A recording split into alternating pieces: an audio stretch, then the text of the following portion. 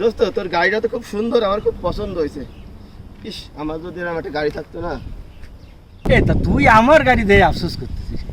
আমি এটা বুঝলাম না বিষয়টা, বুঝছিস? তোর বাপ দাদার এত সম্পত্তি, হ্যাঁ, ওই 1 শতক জায়গা বেচলি তো এরকম গাড়ি তিনটি হয়।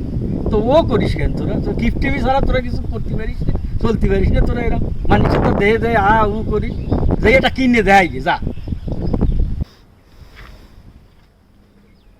গাড়ি কিনতে আইছে।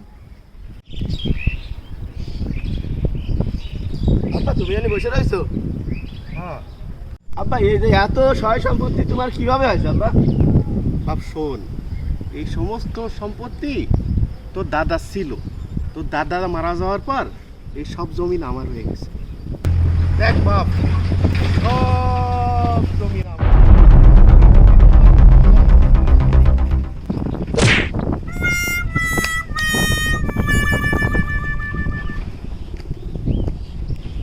হ্যালো দোস্ত, R15 কেনার ব্যবস্থা করে ফেলাইছি। তুমি R15 দিয়ে ফেলাও, আর আইফোনও নিয়ে নেবো।